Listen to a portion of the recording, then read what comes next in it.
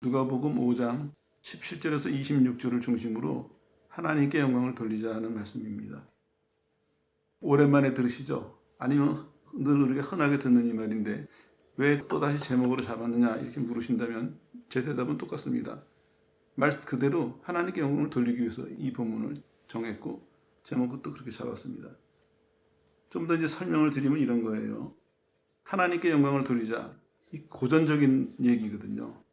오래전서부터 늘 듣던 얘기인데 오늘 다시 해야 되는 이유는 신앙의 성숙도에 따라서 이 의미가 달라지기 때문이에요.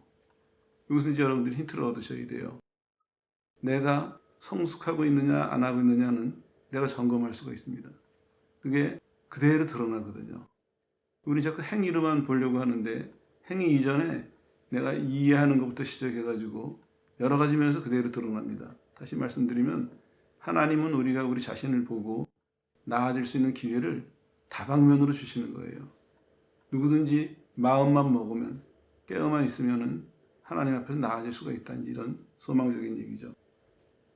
여기서 보니까 하나님께서 영광을 받으셔야 되는데 주중에 이런 일을 겪었어요. 뭐냐면은 무슨 집회에 관한 유튜브를 잠깐 봤는데 그 집회를 설명하는 사람, 안내하는 사람이 그런 얘기를 해요. 중간중간 하나님께 영광을 올려드립니다.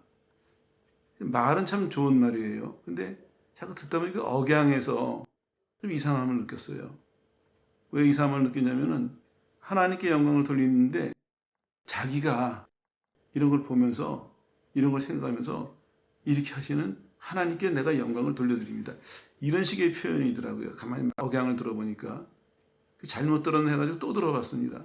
똑같았어요. 물론 제 느낌이 공정하다고 할 수도 없겠지만 아무튼 개인적인 생각은 그랬어요. 그래서 또 똑같은 일이 또 하나 생겼어요. 뭐냐면 누가 무슨 얘기를 하다가 그건 하나님이 참 잘하셨다고 이런 얘기를 들었어요. 또 충격을 받았어요. 우리가 하나님을 평가하고 있구나. 하나님이 베푸신 일에 대해서 우리가 내가 하나님께 영광 돌려드립니다. 이러고 있고 또 하나님께서 베푸시는 은혜에 대해서 그건 참 잘하셨습니다. 이게 우리 오늘의 모습이 아닌가 싶어요. 다시 이 주제를 정하게 된 동기가 바로 그것입니다. 하나님께 영광을 돌린다는 얘기는요, 그런 개념이 아니에요. 내용도 그렇지만 태도도 그렇습니다.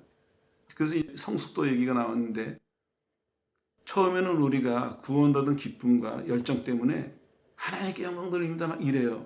근데 시간이 지나가면서 이게 변해야 돼요. 어떻게 변해야 되냐면 하나님이 받으실 만한 온전한 모습으로 변해야 되거든요. 내용도 변해야 되고 태도도 변해야 되고 결과도 변해야 됩니다. 예를 들면 이런 거예요. 이제 책을 읽다가 보면 선교사님들이나 또 뭐 선교사님이 아니더라도 목사님들이나 또 성도들이나 신앙생활을 바르게 한 사람들, 그런 사람들 얘기를 보면은 어떤 사람은 누가 지나가는데 그 사람이 기도를 하고 있었나 봐요. 그 기도가 하나님, 이 부르는 소리를 듣고도 이 사람보다 은혜가 된 거예요. 자기도 거기 이제 꿇어앉아가지고 그 사람은 이제 그 방에서 기도하고 있고 자기도 꿇어앉아가지고 바깥에 복도에서 하나님 했어요. 이게 하나님께 영광을 돌리는 겁니다. 다시 말씀드리면요, 하나님께 영광을 돌리자는 얘기는 우리 편 얘기가 아니에요. 받으시는 쪽에서 생각을 해봐야 돼요. 그러면은 하나님께 영광을 돌리는 내가 했다, 이게 아니라 영광을 받으신 하나님과 하나님의 영광을 받으셨을 때 오는 결과들과 이런 걸 생각할 수 있어야 되거든요. 그런 의미에서 이 주제를 오늘 다시 생각하려고 합니다. 하나님께 영광을 돌려드릴 사람은요, 때마다 일마다 하나님 앞에 나아가야 돼요. 여기서부터 이제 걸리죠. 보통 사람들 보면은 하나님 앞에 믿음으로 나간다 하는 얘기가 당연한 얘기를 받아들여져요. 근데 실제로 살면서 여러분들 보면 어떻습니까? 하나님 앞에 때마다 일마다 그게 되든가요? 잘 안 돼요. 근데 문제는 여기서부터예요. 또 안 되는 걸 우리는 심각하게 생각하지 않습니다. 그런 거려니 사람이 다 그렇지. 여러 가지 이유와 핑계로 우리가 그걸 무마시키고 넘어가요. 그러니까 하나님께 영광을 돌린다는 말은 세련돼 가는데 내용은 세련돼 가는데 실은 속인 강정이에요. 껍데기예요. 없어요, 알맹이가. 사람도 그렇게 느끼는데 하나님은 어떠시겠습니까? 그걸 받으시는 하나님께서는 심각한 얘기예요. 하나님이 받으시는 거는요, 그 단순한 게 하나님 그 한마디 속에서도 하나님이 영광을 받으시고 은혜가 되고 주변의 사람에게 영향을 끼치고 결과가 있거든요. 그 한마디라도 이런 차이거든요. 물론 우리는 평가할 수가 없지만 근데 분명히 평가가 된다는 거예요. 왜냐? 받으시는 하나님이 계시기 때문에. 다시 한번 깊이 생각을 해보세요. 여러분들의 신앙생활을 한번 점검해 보세요. 나는 요새 생활하면서 내가 하나님에 대한 지식도 얼마큼 있고 경험도 얼마큼 있고 신앙생활을 하는데 내가 요즘에 생활하면서 겪는 어떤 일들을 통해서 여기가 중요해요. 때마다 일마다 내가 믿음으로 하나님께 나아가서 하나님께 영광을 돌리나? 내가 믿음으로 하나님께 나아갔기 때문에 그 결과가 하나님께 영광으로 돌아가고 있나? 이게요.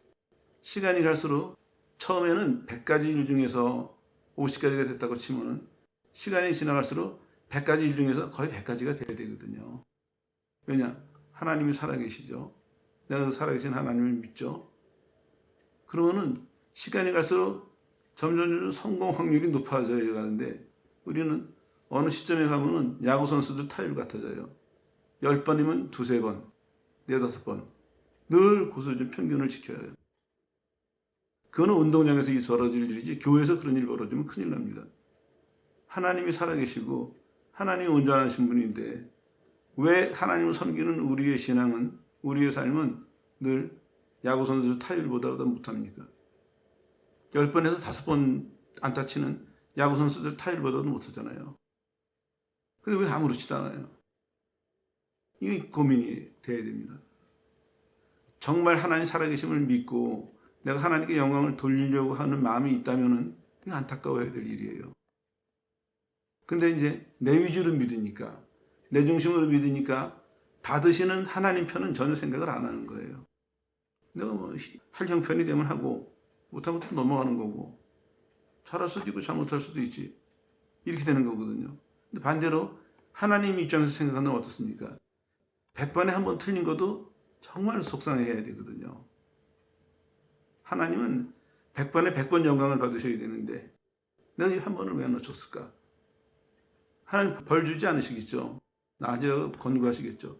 그러나 당사자는 그렇게 느끼면 안 되거든요. 내가 그걸 무마해서는 안 되거든요.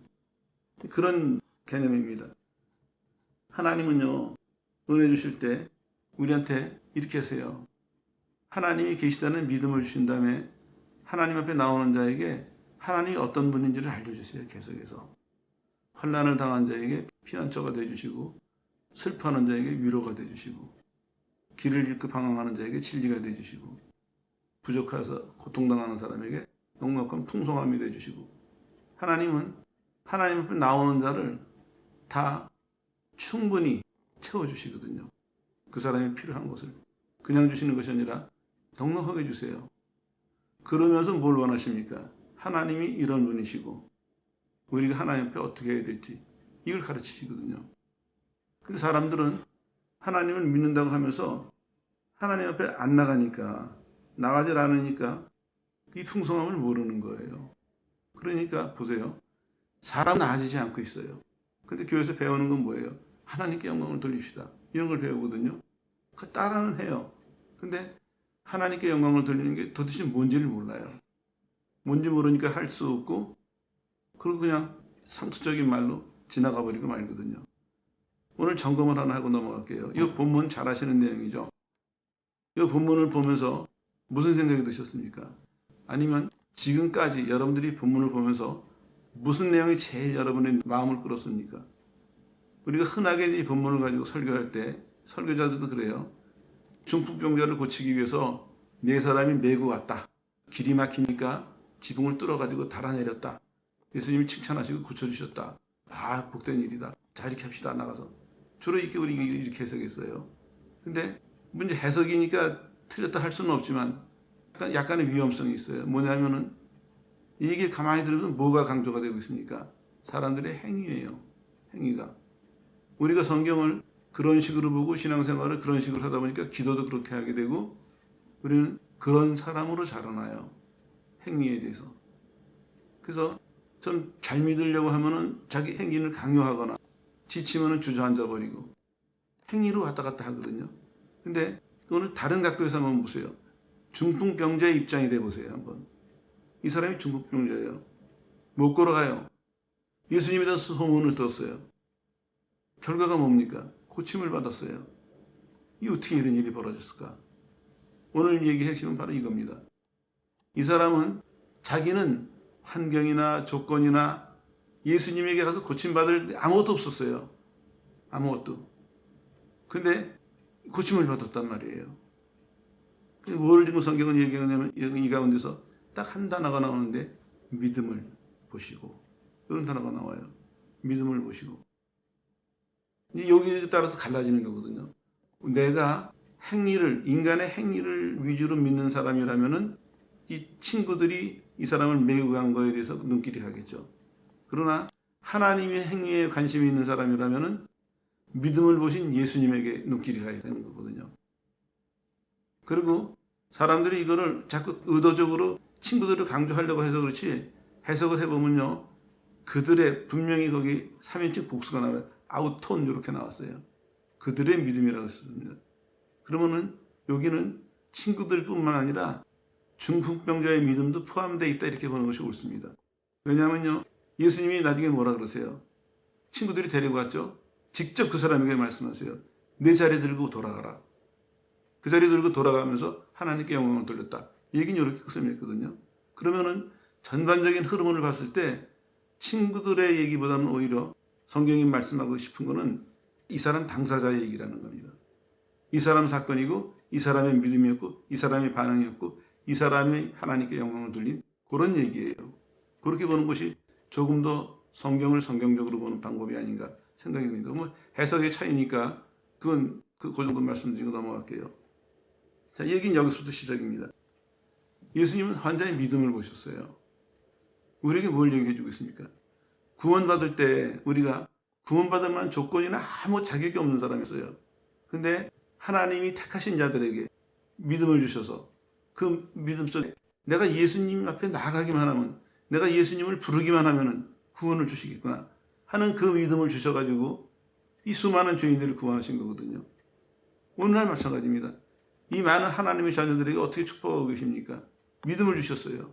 그래서 내가 어떤 환경, 어떤 조건에 있다 할지라도 그 주신 믿음을 따라서 내가 이 문제를 가지고 예수님 앞에 구하기만 하면, 예수님 앞에 부르짖기만 한다면, 예수님 앞에 요청하기만 한다면 예수님은 들어주시겠구나 하는 이걸 가지고 하나님은 오늘 수많은 자녀들에게 응답하시고 축복하시고 역사하시는 겁니다. 달라지죠. 하나님은 이렇게 준비해 놓으셨는데 하나님이 이렇게 일하시는데 우리는 어떻습니까? 어려워지면은 하나님에 대한 지식도 어느 정도 있고 하나님에 대한 경험도 어느 정도 있으면서도 우리는 어려우면은 환경과 조건에 너무나 쉽게 이게 눌려버려요. 환경과 조건을 못 뚫고 지나가요. 그래서 지든지 타협을 하든지 신앙과는 전혀 다른 반응을 일으키거든요. 그건 하나님께 영광을 돌리지 못하는 것이죠. 그런 일이 왜 우리 가운데 벌어지느냐? 시간이 가면 오히려 논리적으로 볼 때 100가지 중에서 하나님께 영광을 돌리는 일이 점점 많아져서 거의 다 그런 일이 돼야 될 텐데 100가지 중은 100가지 중에. 근데 우리는 시간이 아무리 지나가도 20가지, 30가지, 50가지 그 이상을 못 넘어가요. 왜 그런 문제가 생기느냐? 하나님이 준비하신 이 풍성함을 보는 것이 아니라 우리는 우리 쪽에서 보고 살았다는 얘기예요. 늘 말씀드리는 거지만 하나님 중심의 신앙을 가진 것이 아니라 인간 중심의 신앙을 가졌습니다. 그러니까 하나님의 은혜를 구원받아 놓고선도 하나님의 은혜로 오늘 복을 받고 살면서도 우리는 내 중심이 돼서 내 입장이 돼서 그거를 이해하고 받아들이고 따라가니까 잘하는 사람이 100가지 중에서 50가지 될까요? 이렇게 결과가 나오는 것입니다. 그러니까 하나님께 영광을 돌리시다 했을 때 양심이 있는 사람이라면 그래야지. 그리고 따라오는 게 뭡니까? 나는 못하는데. 이렇게 따라오는 거거든요. 다 패잔병들이에요. 다. 하나님은 살아계시고 우리 고백대로 상천하지에 그를 당할 자가 없고 우리 사랑하심에 부족함이 없고 하나님 그런 분인데 그 하나님을 믿는다는 우리는 하나님께 영광을 돌린다는 부분에 있어서 왜 이렇게 빈약해야 됩니까? 태도만 바꾸면 되는데 내 입장에서 믿던 신앙을 내 입장에서 보던 것을 하나님 편에 가서 서서 보면 돼요. 간단해요. 보십시오. 다시 주제로 돌아갑니다. 이 못 움직이는 중풍병자예요. 근데 이 사람이 믿음이 있었어요. 예수님이 날 고쳐주실 텐데. 그랬더니 어떻게 됩니까? 친구들이 이 사람을 운반해줘요. 친구들이. 자기 못 걸어가는 사람이에요. 스스로는. 상상이나 했겠습니까? 정말 상상하지도 못한 일이에요. 근데 다른 사람이 이 사람을 데리고 예수님 계신 곳까지 가요. 난관은 또 있었습니다. 사람이 집이 너무 많이 모여가지고 들어갈 틈이 없습니다. 이 사람들이 어떻게 했습니까? 지붕을 뜯어서 내려요. 그 위로. 자, 상식을 벗어난 일들이 지금 벌어지고 있습니다. 우리가 생각하고 평상시에 익숙하지 않았던 일들이 계속해서 연달아 일어나고 있습니다. 왜요? 믿음 때문에. 육체적으로는 스스로 걸어갈 수 없고 스스로 다가갈 수 없는 나쁜 조건은 다 가진 사람이었지만, 그러나 그 사람이 믿음을 가지니까 그 믿음이 어떻게 됩니까? 그 믿음이 예수님에 대한 믿음이니까 그 믿음이 이 사람을 다른 사람의 손에 의해서 옮기고 심지어는 지붕을 뜯어서라도 예수님 앞에 내려보내는 이런 결과가 온 거예요. 예수님이 아셨죠. 사연을 듣기 전에 다 아시고 그 사람을 보자마자 말씀하세요. 내 죄가 사했다. 내 자리 들고 일어나 가라. 다시 말씀드리면요, 여기까지 예수님의 계획이었다는 것입니다. 예수님이 그에게 소문을 통해서 믿음을 주시고 스스로 못 나올 사람인데도 소문을 통해서 믿음을 주시니까 그 믿음을 받아들이고 그 믿음에 자기를 맡기니까 그 믿음을 가지고 주님 앞에 나가고 싶다는 마음을 가지게 되니까 내 발은 못 움직였지만 예수님 앞에까지 무사히 와서 예수님에게 고침을 받는, 자기의 평생 생각해보지도 못했던 기적을 체험하고 평생 고민, 고통거리를 해결받고 침상을 들고 돌아가는데 그냥 돌아가는 것이 아니라 하나님께 영광을 돌리면서 왔다. 이런 얘기예요. 보세요. 하나님께 영광을 돌리면서 가는 그 사람을 보고 다른 사람들이 맨 끝에 보니까 놀래면서 하나님께 영광을 돌렸어요. 이 한 사람이, 조건과 자격은 전혀 안 되는 사람이 믿음을 가지고 예수님께 나아가니까 자기도 하나님께 영광을 돌릴 수 있도록 변화가 있었고, 그 사람을 보는 다른 사람도 하나님께 영광을 돌릴 수 있는 기회가 생겼고, 그때도 성경에 더 이상 기록은 없지만 이 사람 얘기를 듣는 사람마다 하나님께 영광을 돌렸겠죠. 2000년쯤 지난 지금 우리까지. 놀랍지 않습니까? 하나님께 영광을 돌린다는 얘기가, 그러기 위해서 믿음으로 하나님께 나간다는 얘기가 이렇게 엄청난 얘기인데, 우리 이 엄청난 얘기를 100번 기회를 주실 때 절반도 못 이룬다는 거예요. 통탄할 일 아닙니까? 우리를 위해서가 아니라 하나님을 위해서. 하나님은 100번을 다 그렇게 해주려고 하고 계시는데 우리가 우리가 미련해서 우리 편으로 믿는 신앙을 안 버리기 때문에, 우리가 미련해서 우리 마음대로 판단하고 우리 마음대로 포기해버리고 우리 마음대로 다른 길로 가고 순전히 우리 때문에 100번이면 100번 다 영광을 돌릴 수 있는 이 기회를 우리는 기껏해야 몇 번 살리고 나머지는 다 버리고 마는 이런 우매한 짓을 우리가 하고 있다는 거예요. 하나님께 영광을 돌리자는 주제는 바로 그런 의미입니다. 내가 하나님 앞에 믿음으로 나갔을 때, 그때 이는 내가 하는 게 아니에요. 하나님께 대한 그 믿음이 실은 하나님께로부터 온 것이죠. 하나님에 대한 믿음이 우리 신앙을, 우리의 삶을 그렇게 바꿔놓고 더 나아가서 우리의 주변까지 바꿔놓는다는 얘기입니다. 자, 그러면 한번 실질적인 걸 생각해 보죠. 여러분들 지금이거나 아니면 얼마 전이거나 아니면 뭐 가까운 미래라도 좋아요. 곤란한 문제가 생겼어요. 벅찬 문제가 생겼어요. 이제 어떻게 하실래요? 이 태도가 바뀌게 됩니다. 내가 믿음으로 하나님께 나아가면, 내가 믿음으로 예수님께 나아가면은 바뀐다. 이걸 믿어야 돼요. 그리고 실제로 나가서 그 바뀌는 것은 내가 봐야 돼요. 그러면서 나는 점점 어떻게 변해갑니까? 하나님에 대한 믿음의 사람으로, 하나님께 영광을 돌리는 사람으로 조금씩 갖춰져 가는 거군요. 그런 거예요. 이 교육 가지고만 되는 것이 아닙니다. 교실에서 충분히 이해했다고 이렇게 살아갈 수 있는 것이 아닙니다. 현실에서. 그리고 교실에서 내용만 가지고 될 것이 아니라 현실에서 내가 마음을 바치고 삶을 바쳤을 때, 이 사람처럼 그 믿음을 가졌을 때 하나님이 그 사람의 현실에서 역사하시는 것을 보면서 하나님에 대한 이해도 달라질 것이고 하나님에 대한 행동도 태도도 달라지겠죠. 그럴 때 비로소 마음으로 행동으로 하나님께 영광을 돌린다. 이게 말할 수 있습니다.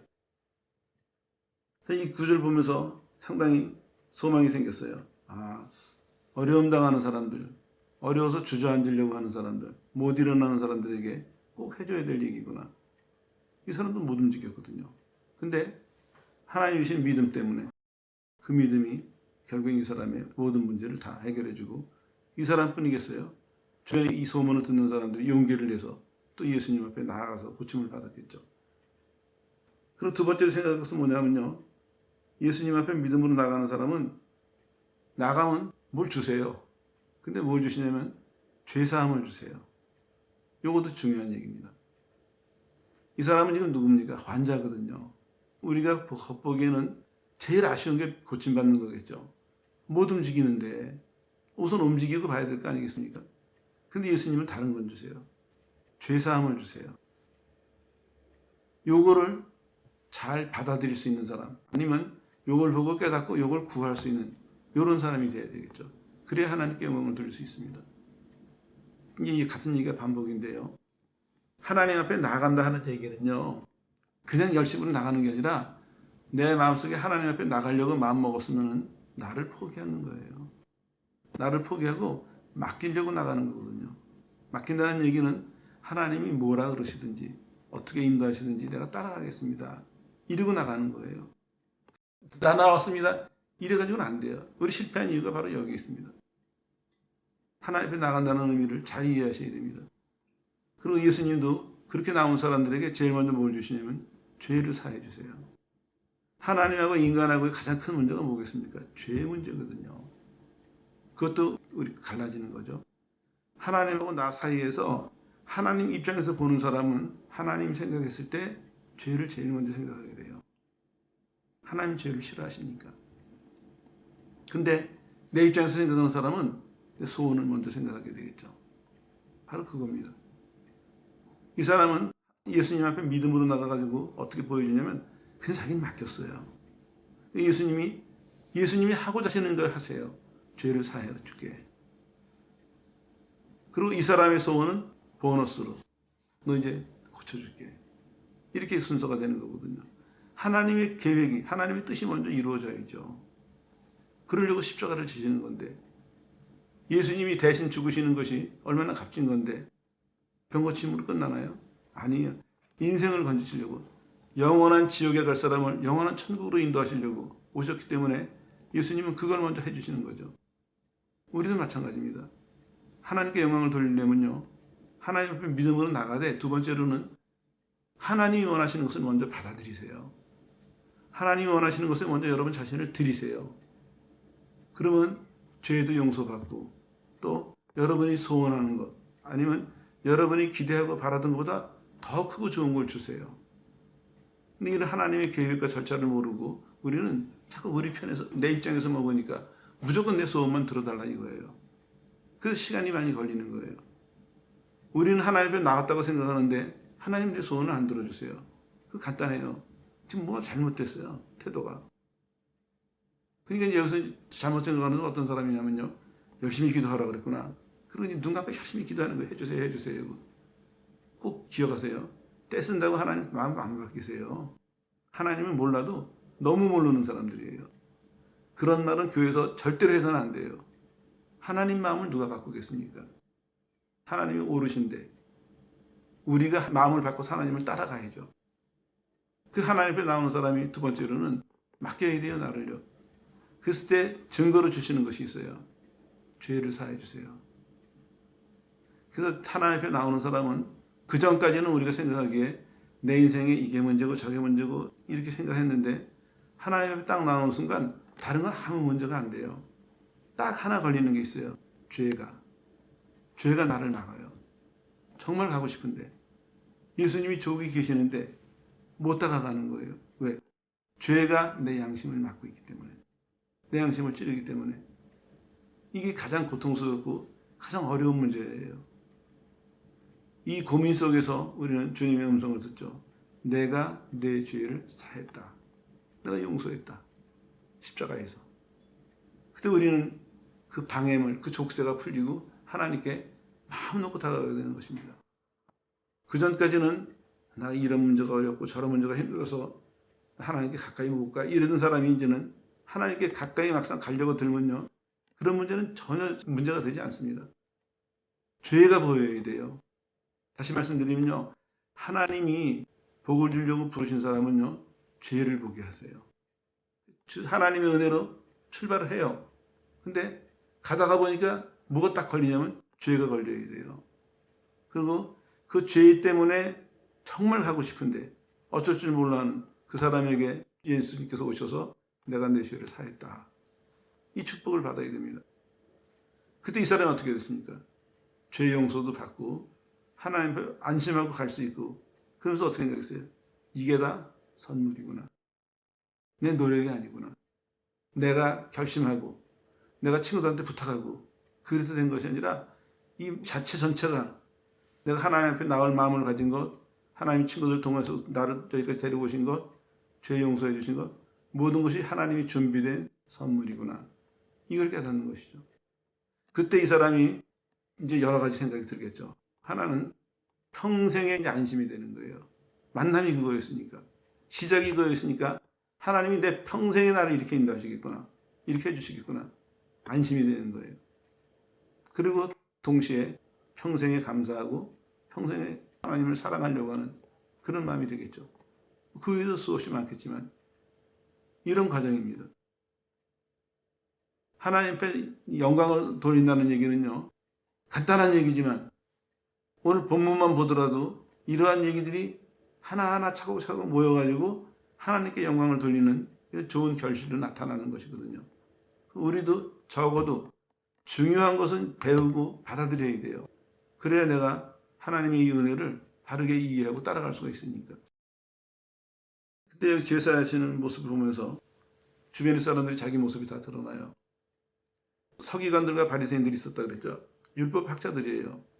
그런데 이 사람들은 교리적으로 이 문제를 바라봤어요. 그러니까 지금 한 사람이 죄사함을 받고 병고침을 받는데 무슨 얘기가 나냐면 참남하다. 엄청나게 나쁜 얘기예요, 단어가. 하나님 외에 누가 용서할 수 있느냐. 말은 옳아요. 여태까지 그렇게 배웠어요. 근데 하나님 오셨잖아요, 지금이요. 무섭죠. 이 사람들은 목숨 걸었어요. 하나님 외에 죄 용서 받을 수 없다. 하나님만이 의로우시고 하나님만이 거룩하시고 몇백 년간, 몇천 년간 여기에 목숨 걸고 작은 대대로 살아오던 사람들이에요. 내용은 옳았어요. 근데 눈이 안 떠지니까 누구는 지금 대적하고 있습니까? 그 하나님이 용서하고 계시는데, 그 하나님이 구원하고 계시는데 참남하다는 지금 표현을 쓰고 있습니다. 가만히 있으면 죄나 적지만 벌에 벌을 더하고 있습니다. 지금 회중들은 어떻습니까? 놀래요. 놀래는데 왜 이 단어도 왜 설명해 드리려고 하냐면요, 정신을 잃을 정도로 놀라는 거예요. 정신을 잃을 정도로, 속된 말로 하면 까무러칠 정도로 놀라는데 근데 반응은 없어요. 거기까지만 하고 이제 아무튼 모인 사람들을 보니까 심각해요. 그러면서 오늘 우리들의 교회들의 모습이 여기서 비춰지고 있습니다. 하나님 앞에 나간다는 일은요, 거래하는 것이 아닙니다. 하나님이 선물을 준비하셨는데 그 선물을 믿음으로 받으려고 나오는 거예요. 그 선물이 첫 번째로 죄사함이고, 그래서 하나님께 나온 사람은요, 마음속에 하나님과 본인만이 아는 감사와 사랑과 충성이 있어요. 하나님과 나만이 아는. 표현이 다 다르잖아요. 바울이 하나님의 이 용서에 대한 표현이 다르고 베드로가 한 표현이 다르고 학벌이 문제가 아니에요. 각자가 하나님께 받은 사랑에 대한 각자 개인적인 이해와 고백이 있는 것입니다. 그건 뭐를 의미냐면 바울은 바울에게 주신 은혜를, 베드로는 베드로에게 주신 은혜를 분명히 받았습니다. 각자가. 이제 남의 거 이제 얘기하는 거 아닙니다. 누구의 은혜가 아니에요. 이제 하나님과 나예요. 바울이 무슨 얘기를 합니까? 내가 의뢰하는 자를 내가 안다. 내가 의뢰하는 하나님이 어떤 분인지 내가 안다. 얼마나 담대합니까? 내가 죄인 중에 괴수였다. 이렇게 고백한 사람이었어요. 이 사람이 자기 믿음을 어떻게 표현하고 있습니까? 내가 하나님을 의뢰하고 사는데 나는 그 하나님을 안다. 마지막 날까지 나를 지키실 것이다. 담대하죠. 성격에서 나온 말이 아닙니다. 하나님과의 관계에서, 하나님의 믿음에서, 하나님께 받은 은혜를 근거로 그 사람은 그렇게 말했고 그렇게 살았습니다. 진짜로. 아무것도 쓰러뜨리지 못했습니다. 그 사람은. 하나님께 영광을 돌렸어요. 똑같습니다. 우리도. 하나님께 나오는 자는 죄사함을 주세요. 그 죄사함을 통해서 우리의 인생의 모든 걸 축복하세요. 하나님이. 가만히 보면요. 한번 여러분들 생각해 보십시오. 이스라엘만 그렇게 하신 것이 아니에요. 먹을 떨어지면 먹고 주시고, 물 없으면 물 주시고, 쳐들어오면 다 싸워주시고. 부족한 게 뭐 있었습니까? 그 사람들이 당한 일만 보시지 말고요. 그 사람들에게 하나님이 베푸신 걸 한번 보세요. 얘기가 확 달라집니다. 그 사람들이 당한 일을 먼저 보면요. 아, 인생이 그런 거지 뭐. 이렇게 해요, 사람들이. 근데 하나님이 하신 일을 먼저 생각해 보세요. 별세계입니다. 별천지예요. 노예 생활하는 사람들을 위해서 오래전서부터 가서 살 곳을 준비해 놓으셨고, 가는 전 과정을 준비하셨고, 가장 그 시대에 강한 바로를 꺾으셨고, 한두 개예요. 똑같은 하나님이에요. 똑같이 하신다고요. 근데 하나님과의 관계에서 순서가 틀리니까, 하나님 편에 쓰지 않으니까, 죄사함을 먼저 선물로 받아들이지 못하니까, 죄사함은 대충 받은 것으로 이해하고 필요하니까, 그 다음에는 축복은 절반쯤 받고, 이렇게 어중간한 모습으로 살아가게 되는 것이죠. 이제 벗어나자고요. 하나님 분명하세요. 그가 하시는 일도 분명하거든요. 그럼 우리가 하나님께 돌려드리는 결과도 분명해야죠. 그게 바로 하나님께 영광을 돌리는 것입니다. 이 사람은 아무것도 못하는 사람이 어떻게 되겠습니까? 자기뿐만 아니라 주변에 많은 사람들이 하나님께 영광을 돌리도록 실질적인 열매를 맺었거든요. 세 번째로는요. 하나님께 영광을 돌렸습니다. 여기 이제 재밌는 게 있어요. 하나님께 영광을 돌렸는데 여기서 조심하셔야 돼요. 뭐냐면 우리는 여기까지는 그래도 얼마나 따라오는 사람이 있어요. 알려고 노력하고 경험하고 인정하고 고백하고. 근데 여기서 이제 끝을 잘 맺어야 돼요. 영광을 돌리는데 방법을 말씀드릴게요. 이 사람이 어떻게 했습니까? 짐 싸가서 자기 집으로 갔어요. 그냥요. 끝이에요. 오늘 얘기의 마지막은 이겁니다. 이 끝이에요. 이렇게 하세요. 더 뒤 뭐 붙이지 마세요. 이해가 가세요? 하나님께 영광을 돌려야 되고 돌린다고 하는 우리가 꼭 꼬리표를 달아놔요. 꼭 미련을 둬요. 그래서 하나님이 나한테 그렇게 해주셔서 감사합니다. 근데 나는 안 버려요. 하나님 이런 분이고 하나님 이런 분이고 하나님 이렇게 하셨고 다 했는데 꼭 뭐냐면 나한테 하셨다. 이 꼬리표를 꼭 붙여요. 그래서 하나님께 영광을 돌리는 것 같지만 실은 하나님의 영광을 제대로 못 받고 계세요. 실제로 그렇지 않습니까? 여러분 누굴 기억하십니까? 성경을 볼 때마다 하나님이 분명해지던가요? 간증을 들을 때마다 누구의 설교를 들을 때마다 하나님이 분명해지던가요? 아니면 그 설교나 간증의 내용인 복받은 사람이 더 분명해지던가요? 무엇이 남던가요? 제가 전도사 시절에 결심을 했어요. 가능하면 예화 쓰지 말자. 왜? 사람들이 설교를 하고 나니까 그 다음날 하는 얘기가 예화만 얘기하고 있더라고요. 이게 안 되겠다 싶어가지고 혼자는 결심을 했습니다. 가능하면 예화 쓰지 말자. 사람이 아니에요. 하나님이 영광을 받으셔야 되거든요. 근데 우리는 또 미련을 둬요. 거기다가 하나님 얘기해요. 많이 해요. 열정적으로 하나님을 높여요. 그러고 나서는 거기 서 있어요. 이렇게 가야 되는데 나는 안 보여야 되는데 꼭 거기 서 있어요. 끝까지 남아있으려고 그래요. 사진 찍는 것 같으면 비키라고 그러고 싶어요. 이 표현은 이렇게 이해하셔야 돼요. 그가 하나님의 영광 속에 들어갔더라. 그 얘기를 잊어버리세요. 이제는요. 누구를 기억하시냐면 이 사람을 믿음을 주셔서 불던에서도 고쳐주시고 축복하신 하나님을 기억하셔야 돼요. 하나님을. 그 하나님이 이 사람의 미래를 이렇게 하셨겠구나. 이게 우리 속에 남아있어야 되거든요. 아니면 이렇게 이해하셔야 돼요. 그가 하나님 영광 속으로 사라졌다. 아니면 하나님이 그의 영광으로 그 사람을 덮으셨다. 가리셨다. 이렇게 해석하는 것이 옳습니다. 오늘 우리가 통과하지 못하는 부분이 바로 이거예요. 거기까지는 따라왔는데 예수님 앞에 믿음으로 나오는 거, 죄사함 받는 것까지는 많은 사람들이 통과했는데 어디 걸려있냐면 맨 마지막 부분. 그냥 가야 되는데 나는 빠져야 되는데 안 빠지고 있어요.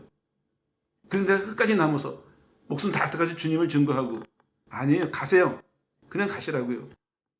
빠지세요. 왜 이렇게 말씀드린 줄 아세요? 잘 읽어보세요. 예수님 뭐라고 했어요? 너 집에 가라 그러셨어요. 갔어요 그냥요. 근데 성경은 뭐라고 얘기했습니까? 그게 하나님께 영광을 돌리는 일이었고 그 소문을 듣는 사람들이 그 사람 집으로 돌아가는 그 사람을 보고 많은 사람들이 영광을 돌렸고 지금 이 사람 얼굴도 모르는 우리가 이 사람을 통해서 하나님께 영광을 돌리고 있고 이게 성경이에요. 이게 하나님의 역사라고요. 정리하면 이런 얘기입니다. 하나님이 내가 믿음을 주고 내가 구원하고 내가 축복하고 내가 영광을 받을 테니까 넌 가라 이제. 빠지면 돼요. 우리가 아까 조금 전에 말씀드렸죠. 예수님 앞에 나오는 게 뭐라고 말씀드렸어요. 나를 바치는 거였어요. 정말 바쳤다면은 예수님의 역사가 있을 때 축복받은 사람은 나예요 하고 끝까지 남을 것이 아니라 다른 사람들이 예수님만 온전히 볼 수 있도록 빨리 비켜야 됩니다. 그리고 내 마음속에서 생각에서 마음에서 말에서 행동에서 그게 나예요. 이게 아예 잊어버려야 돼요. 내 스스로도 잊어버려야 됩니다. 그래야 하나님의 영광을 온전히 받으세요. 왜냐하면요. 우리가 약하기 때문에 누가 은혜 받고 복 받았다 하면요. 하나님을 찬양하시다 하면서도요. 그 사람을 우러러보게 돼요. 많은 사람들이 자기도 모르는 사이에 하나님의 영광을 가로채고 있습니다. 또 다른 사람들은 그 사람이 하나님의 영광을 가로채도록 부추겨요. 서로 도움을 주는 것이 아니라 서로 잡아뜨리고 있습니다. 이래서는 안 돼요. 가라 그러시니 갔습니다. 여기에 핵심이 있습니다. 하나님 그 속에서 무슨 말씀이 의미가 있냐면요. 내 영광은 내가 받을 것이다. 네 손 거둘 거 없다. 가라. 너는 내 말대로 내가 믿음을 주니까 움직였고 병고침을 주니까 감사히 받았고 그리고 집으로 돌아갔고 거기까지 네가 영광을 돌린 것이다. 훌륭했다. 부족한 거 하나도 없다. 할 일 다 했다. 가라 그러니까. 가면 돼요. 진짜 하나님을 위해서 일하는 사람은요. 진짜 하나님을 위해서 마음을 바친 사람은요. 하나님이 말씀하신 대로 그 시간까지 최선을 다합니다. 그리고 자기도 자기를 잊어버려요. 그 가요 호련히. 사도행전은 얼마나 멋집니까? 사도들이 다니면서 기적을 일으키고 많은 사람을 전도를 해요. 그리고 성령이 데려가시니까 호련히 없어져 버려요. 이게 하나님의 사람들의 특징이 되어야 됩니다. 역사 속에서 자손 제대로 이름을 남길 것이 아니라 어디에 누구가 아니라 하나님이 영광을 받으시고 우리는 그런 사람이 있었는 기억조차도 없기를 바라는 이런 자세로 살아가야 됩니다. 근데 이게 안 되니까 마무리를 못 맺는 거거든요. 아무 염려 마세요. 그냥 가시면 됩니다. 가라 그러셨잖아요. 가면 되는 거예요. 하나님을 위해서 할 때 기도를 하든 대화를 하든 봉사를 하든 뭘 하든지 간에 하나님께 마음을 드리고 하나님이 인도하시는 대로 그대로 하고 그러고는 잊어먹는 거예요. 그러면 이제 그때서부터 하나님의 역사가 일어나는 거예요. 우리가 생각에는 그래도 내가 그냥 참여했는데 끝까지 마무리해야죠. 있는 힘 다 해가지고 하고 싶습니다. 목숨 바쳐서 회오히를 방해되니까요. 하나님이 하세요 그냥요. 이게 하나님이 인정하는 태도입니다. 우리 보탤 거 없습니다. 오히려 빨리 가고 싶은 게 그게 옳은 태도입니다. 왜냐? 그거 스스로 하실 텐데 그래야 일이 제대로 온전히 될 텐데 내가 거기 중간에 나서가지고 하나님 가로막고 아무리 내가 설명을 한다고 하나님을 제대로 설명할 수 있겠습니까? 내가 아무리 하나님을 높인다고 해도 완벽할 수가 있습니까?